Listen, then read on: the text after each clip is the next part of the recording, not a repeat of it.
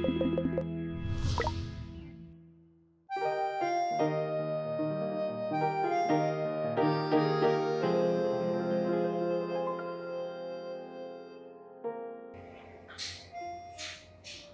pessoal, meu nome é Paulcina Furtado, natural da cidade de Souza. Sou uma pessoa simples, tímida, introvertida, uma mãe protetora, uma professora apaixonada, querendo agarrar os dias como se não tivesse mais tempo a perder.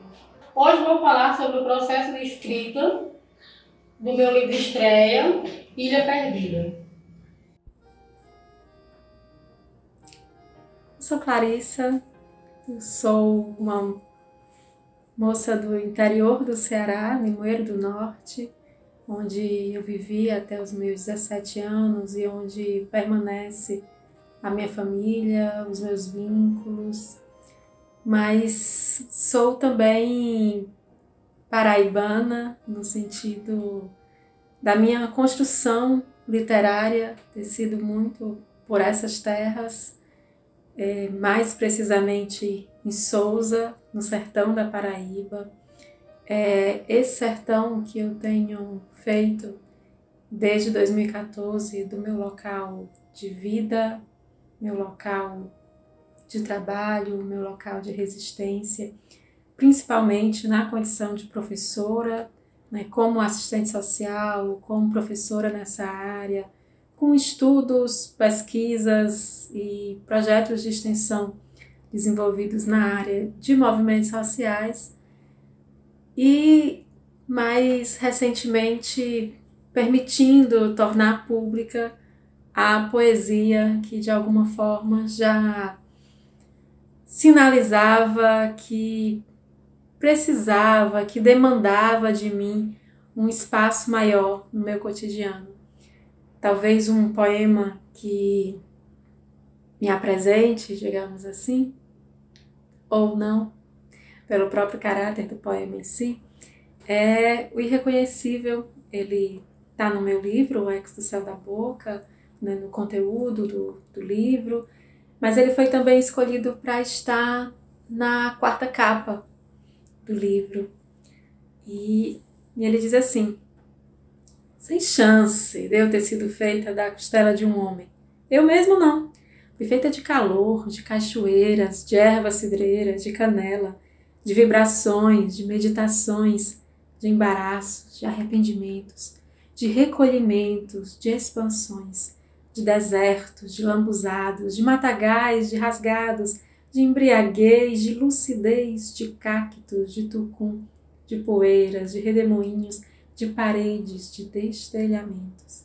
Sou feita de uma vida inteira e ainda tenho outras tantas vidas inteiras pela frente para seguir de onde eu possa ter parado e me refazer toda, da cabeça aos pés, até quem sabe, de tanto metamorfosear fases, ser para você indecifrável, posto que irreconhecível.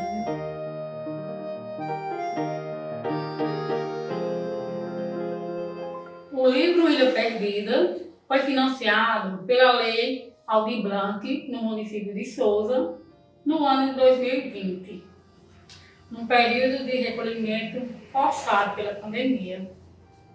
Decidir publicar um livro é uma necessidade maior. Já tinha até publicado um e-book em diversas coletâneas e em revista eletrônica também.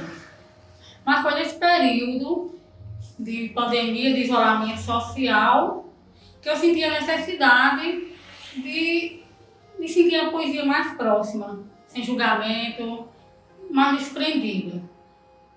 E o livro, além de trazer um erotismo, tem muito mais do cotidiano, do meu dia a dia, da vivência como poeta também. É um livro que foi menção honrosa no primeiro concurso nacional de poesia da editora Ribação, publicado então pela Ribação, e que reproduz nos versos que traz, nas temáticas que aborda, né, ele está organizado a partir da constituição do eco, da forma como a gente aprende lá com a física, né, do eco como aquele som que é emitido, que esbarra em um obstáculo, né, e ao esbarrar nesse obstáculo ele é refletido, então ele retorna para a origem, né, volta à sua matriz, mas para isso, para que nesse retorno à origem se produza de fato eco, tem um tempo mínimo necessário que é exigido. Se não tiver esse tempo mínimo, não se produz o eco. Então, com base nessa concepção é que a gente construiu esse livro organizado e dividido em 4 partes, em que cada parte, os seus poemas trazem temáticas que fazem referência a um momento desse processo todo de produção do eco. Então, na primeira parte, nós temos do genuíno lançamento de si. Aqui nós temos metapoemas, né? Poemas que falam sobre o próprio fazer poético. Temos poemas que falam do processo de autodescoberta, de autoconhecimento, né? Desse retorno para si, no processo de construção e desconstrução.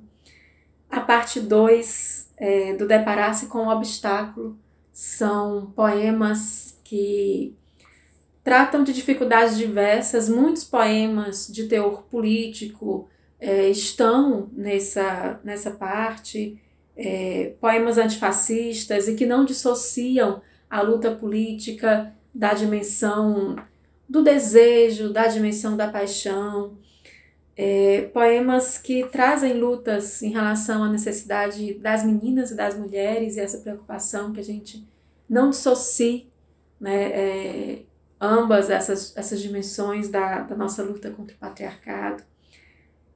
Poemas que trazem amores que não se realizaram, percebendo esses amores como também trazendo, né, uma carga de obstáculo. Então, esse tipo de poema que está aglutinado aqui. E na terceira parte, né, da reflexão experimentada, nós trazemos poemas que estão muito relacionados com o processo de escolha, de decisão consciente, né, de reflexão, do pensar em torno, né, das alternativas, das questões que estão colocadas.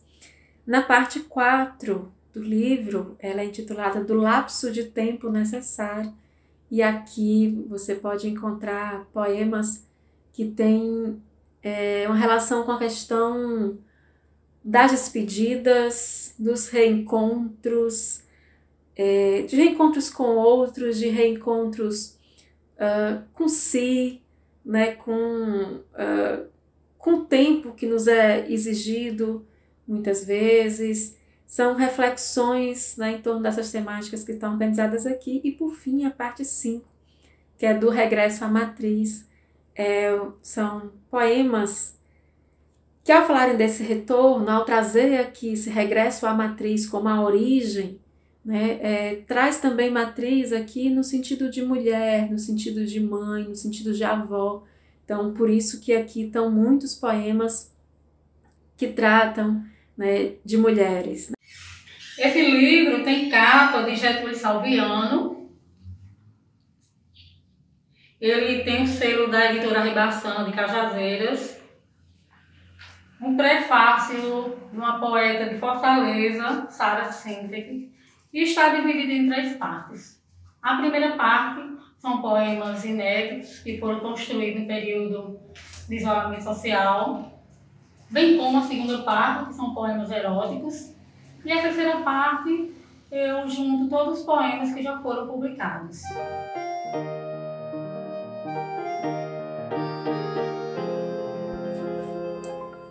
Eu tenho a impressão de que a minha vontade de escrita, ela nasce junto comigo.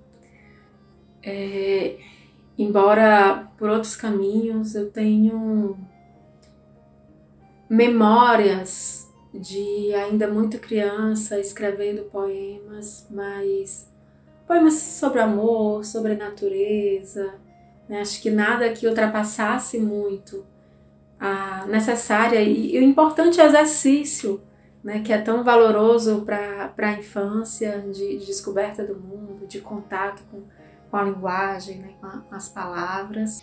Minha vontade de escrever nasceu ainda muito pequena.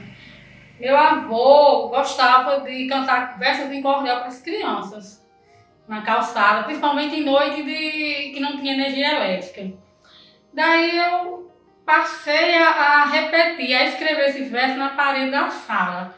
Essa foi assim, a minha primeira influência. Depois, minha mãe era professora, dava aulas na sala da casa e me incentivou muito no processo de escrita e leitura.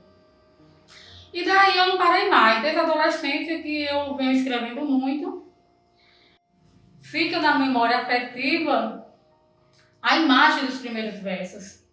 E hoje a literatura e o processo de escrita é um ato praticamente diário.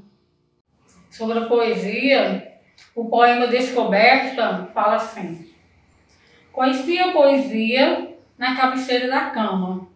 Acordava com o canto dos pardais, sentia o cheiro de café que enchia a casa, o reboliço da meninada no terreiro e uma vontade enorme de ainda ser criança. A poesia chegou quando eu ainda dormia.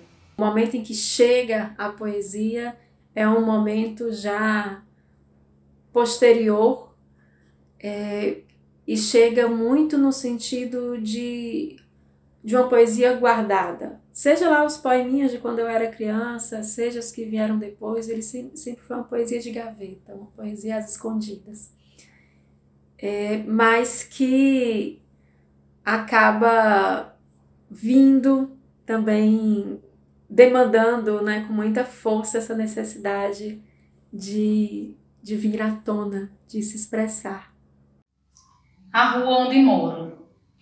Minha rua é a mais bonita da cidade. Conheci jovem em árvores e flor. Minha rua tem nome de imperador.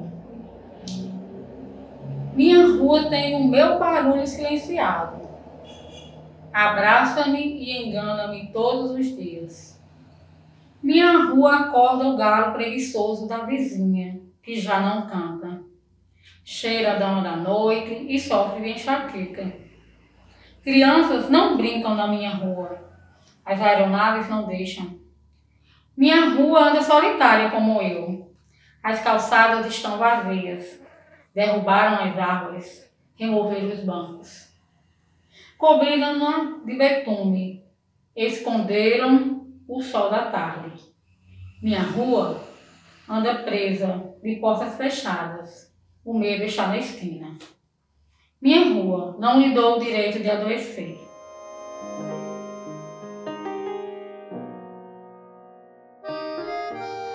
Você sente que algo pede expressão.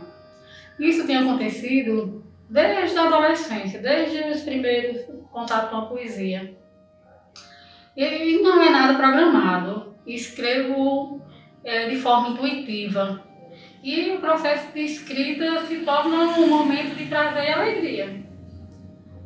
Antes disso, o livro é apenas uma incerteza pensada, carregada de trabalho e sentimento, mas é uma incerteza e se torna uma necessidade. Quase uma necessidade fatal, mas é uma coisa fantástica, descobrir sua própria voz através da poesia. Não quero ser a poeta dos versos gerados pela dor.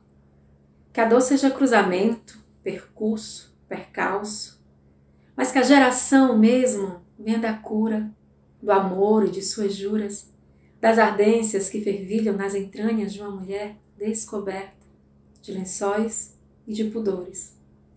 Não quero ser a poeta dos versos gerados para o agrado alheio, que quem quiser aprecie, mas que antes o apreço por eles exista fecundado em mim, que os versos surjam brincando de movimentos sinuosos com as palavras a tocar dentro, como música na vitrola, e a inebriar como vinho. Quero ser a poeta dos versos desnecessários. Não embelezam o mundo, não completam a vida, não servem como declaração de amor, não suplantam o tédio, não atendem aos pedidos de um alguém que espera pela minha voz, nem de um outro que julga algum mérito ali. Se faz simplesmente porque o poema é e os versos existem. Versos desnecessários um dos poemas do meu livro que talvez apresentem um pouco essa expressão do fazer poético como um fazer que precisa ser um espaço de liberdade. E é assim que eu sinto. O processo de escrita para mim, o processo particularmente em relação à poesia, porque ele é diferente para mim em relação a outros processos de escrita, da forma como eu vivencio, pelo menos, ele é um processo que é catártico, ele é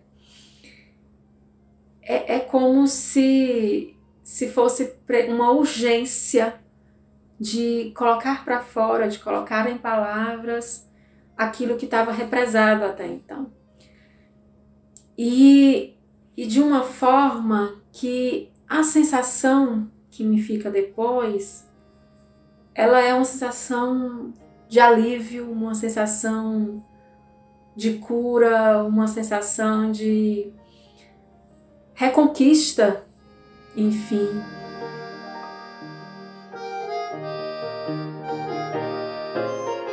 O poeta, a poeta, como qualquer outro artista, já nasce de posse de seu dom. O que se constrói nele é a vida, seguindo um processo natural, se é artista ou não. Esse processo se reflete inevitavelmente do ato do poeta, do escritor. Uma oficina literária, por exemplo,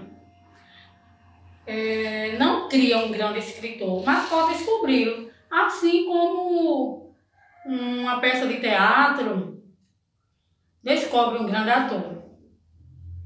E a poesia não é uma descrição de alguma coisa, não é um comentário a respeito do nada.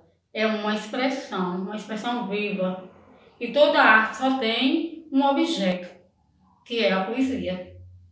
A obra de um artista, quando verdadeira, seja de que arte for, tem o poder de revelar a poesia contida nela. Nesse sentido, a arte me abre para a realidade. A maravilha dela é isso. É uma epifania em qualquer tipo de arte, como o teatro, a música, a dança, a escultura, a poesia. É essa relação que as coisas têm, o que é percebida por meio da arte. Eu tenho, sim, muitos motivos para acreditar na pessoa que nasce poeta, no sentido de ter a poesia já em si, ainda que ela não necessariamente significa despertá-la desde os primeiros anos de vida ou desde a infância. Acho que esse despertar pode sim vir mais na frente, mas desperta, né, a partir da tua bagagem, do que você tem construído.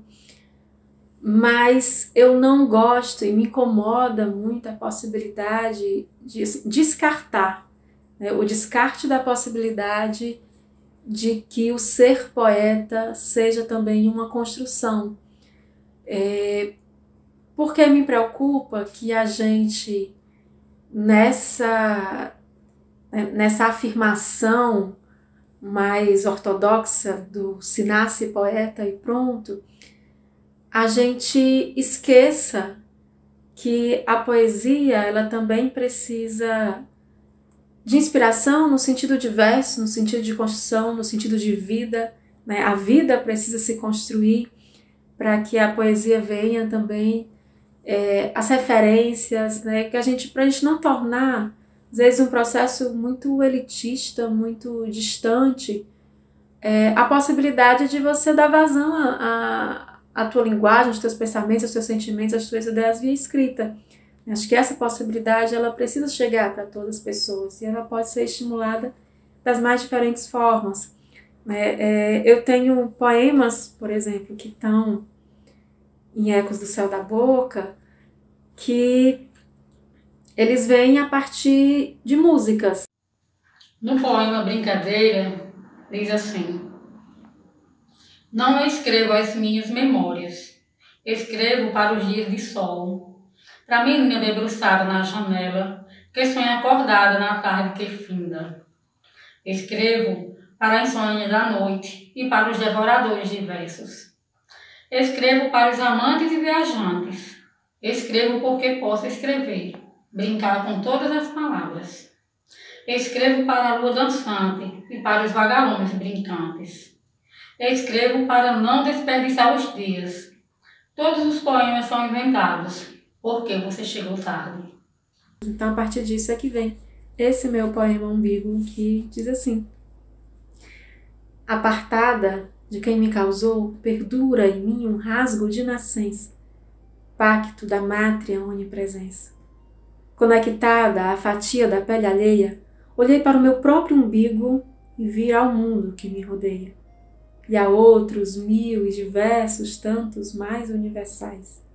Esculpida no centro de meu corpo, a eterna cicatriz primeira, roga paz na terra entre os egos de boa vontade.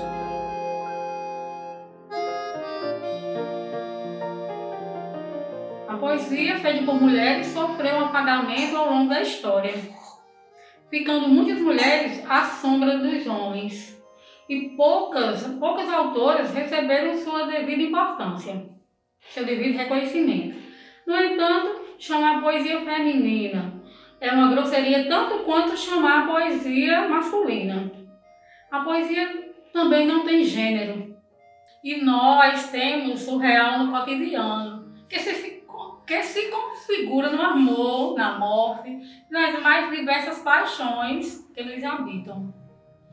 Ela, a poesia, alimenta, dá significado, sentido para a vida. Eu penso que nós precisamos ter alguns cuidados, talvez fazer algumas ponderações diante desse debate, né, sobre a poesia feminina, poesia masculina, se ela existe e como que ela se caracterizaria. É que, na real, a gente pouco fala de poesia masculina, pouco a gente se refere aos escritos de autores homens dessa forma. Na realidade, os poetas, eles assumem muito mais um lugar, é como se fosse de universalidade, né? Então, não existe a poesia masculina, é poesia e pronto, e é para todo mundo, né? E tem que chegar a todo mundo, e chega. Por um outro lado, a gente fala muito em poesia feminina, muitas vezes reproduzindo, né, estendendo para o campo literário, para o campo poético, papéis sociais de gênero, papéis que são socialmente, historicamente construídos, que determinam, né, querem determinar o que é de homem, o que é de mulher, e isso se estende também querendo vir para a poesia. Então acaba que a gente quer determinar as mulheres, né, e aí friso que as mulheres, porque penso que com os homens não há essa questão, mas quer se determinar as mulheres sobre o que elas podem escrever, mobilizando que palavras, que linguagens, né, a partir de que temáticas, e para quem pode chegar, né, como se a poesia de mulheres, né, feita, né, construída por autoras, por poetas mulheres, ela fosse também uma poesia que só pudesse chegar até mulheres. E aí, às vezes, a gente estabelece essa categorização de poesia feminina também para dizer que tipo de poesia que as mulheres devem ler, que tipo de poesia que as mulheres devem conhecer. Então, essa divisão, nesse sentido, ela é bastante complicada e ela não nos ajuda em nada. Na verdade, a poesia ela precisa ser extensiva a todas as pessoas que tenham sensibilidade, que se encantem, que se permitam, né, conhecer e e mergulhar na poesia de alguma forma, elas precisam ter essa possibilidade nos mais diversos formatos, linguagens, caminhos, temáticas. Então não tem porquê uma poeta ser limitada, ficar circunscrita de alguma forma a um tema específico que lhe disseram que era o único tema ou a única forma que as mulheres deveriam falar, ou porque uma mulher só possa ter acesso a um formato de leitura, a um formato de poesia, né? Acho que nós temos lutado há muitos séculos para afirmar, né, que nós podemos fazer, ler, ter acesso, se constituir da forma como nós quisermos ser. Né? Então, enfrentando todos esses limites, esses tetos esses bloqueios que nos são colocados muitas vezes. Acho que tem uma outra questão que existe, que esse debate pressupõe que a gente mencione, que é a poesia de autoria feminina. E por que eu acho importante a gente destacar a questão da autoria feminina e ter cuidado, ter atenções especiais para isso? Porque a gente tem um cenário literário que também reproduz machismos, que também reproduz as mais distintas manifestações do patriarcado, que, como todo processo histórico e social, ele se reatualiza, ele se transmuta, né? E aí faz com que às vezes a gente ache que não existe mais patriarcado porque tal coisa não é mais assim. Mas existe de outras formas, existe em outros formatos, está muito presente e está também no meio literário. Né? Então, as mulheres, né, a literatura de autoria feminina, a poesia de autoria feminina, ela muitas vezes tem mais dificuldade de divulgação, de visibilidade, de chegada a públicos distintos, de publicação. Então, isso tudo exigiu, inclusive, movimentos autônomos de mulheres que foram tentando, enfrentando que essa literatura pudesse ter visibilidade. Então, acho que são duas questões diferentes que a gente precisa considerar, além de, evidentemente, a gente não pode esquecer que se não há uma poesia feminina no sentido de uma poesia que reproduza papéis sociais patriarcais, não deve haver, a gente deve enfrentar a poesia feminina nesse sentido, quando ela é vista nessa dimensão, mas por outro lado há poesias que são feministas, há versos que se constituem como feministas e que são importantes para que a gente dê voz também às nossas pautas, nossas bandeiras, nossas lutas, às nossas necessidades, nossas demandas históricas. Assim como há também versos que reproduzem o machismo, né? E que também precisam ser identificados, percebidos, problematizados.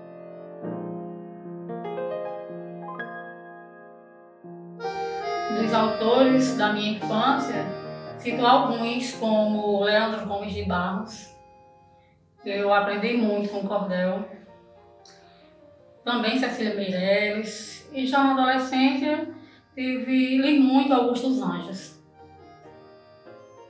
Já adulta eu conheci novos poetas, novos escritores e comecei a observar que foi só a partir do século XX que muitas mulheres puderam romper com a barreira do preconceito e apresentar suas percepções de mundo através da escrita. E assim tenho como referência a Hilda Hilsten, que sua poesia retrata a relação da mulher com o corpo e sentimento, além de Gilca Machado, que é a precursora da poesia erótica no país, e outros tantos autores foram e são importantes porque me fazem ver o que é literatura, me vi refletida nesses autores, e eles confirmam a minha humanidade. Mas na minha trajetória eu preciso destacar pelo menos duas autoras, né? Uma contemporânea, né? A Maria Valéria Rezende, porque eu entendo que a Maria Valéria, ela me tirou com a sua literatura e com a sua visão de mundo e a sua disposição de transformar o mundo. Ela me tirou de um lugar que eu estive por um tempo, que foi de um vácuo literário, né? De uma ausência de experiências literárias. E a Maria Valéria me tira desse vácuo, né, desde o meu primeiro contato com ela, que foi inclusive no Centro Cultural Banco do Nordeste, aqui de Souza, na Paraíba. E essa história vai ser sempre para mim mais uma demonstração das tantas que existem, né, de que o Centro Cultural é o nosso oásis do sertão, né, para usar as palavras da minha amiga Raíra, que nos coloca, né, esse acesso a essas autoras, a essas grandes escritoras que nos puxam de volta para a literatura. A Maria Valéria cumpre esse papel na minha vida. Janela. Palavras palavreadas, contidas no olhar. Pele abrasada, queimando em silêncio. Na vontade de comer sua boca, sentir seu cheiro, tocar sua pele, penetrar seu corpo, quando abre a janela. Com poesia. Esses versos desavergonhados excitaram meus versos sedentos. Foram ao céu, despiram a lua, andaram pela rua raiada, explodiram o sol em desejos. Flor do deserto. Minha flor deserta, de cheiro suave, pedras macias, branca, rosada, fica orvalhada com sua chegada. Em relação à poesia, também não posso deixar de citar, entre as autoras que me formam, a Gilca Machado. A Gilca, inclusive, é uma poeta a quem eu rindo homenagem. Eu faço a dedicatória do meu livro, O Eco do Céu da Boca. É uma dedicatória para a Gilca Machado. A Gilca é uma poeta brasileira que sofreu talvez um dos maiores processos de apagamentos, né, da história da literatura, pelo seu pioneirismo, né, por ter sido a primeira mulher, a primeira poeta a fazer versos eróticos no Brasil, numa época que só era permitido aos homens se declararem. Né? Só os homens podiam fazer poemas de amor, só os homens podiam ter esse movimento da declaração. E a Gilca faz isso. Né? Ela começa a fazer isso e ela é muito mal vista, ela sofre muitos preconceitos em torno disso, sofre preconceitos que são também racistas, né? Porque muitos críticos literários da época, eles acusavam a tua poesia, e vejam só que absurdo, mas associava a poesia erótica dela a instintos crioulos. Então tem muito de machismo, muito de racismo no que a poesia da Gilca Machado teve que lidar na sua história. Em outro período, a gente está falando também de uma mulher militante, de uma mulher trabalhadora, de uma mulher que lutou muito na construção, inclusive, do primeiro partido político que permitiu, né, que as mulheres estivessem organizadas ali também. A poética de Gilca é uma poética que eu também me identifico, que é a poética que a gente pode dizer que é ao mesmo tempo social, espiritual e sensual. Salve Gilca, salve Maria Valéria Rezende, salve as mulheres poetas que resistem na construção da poesia.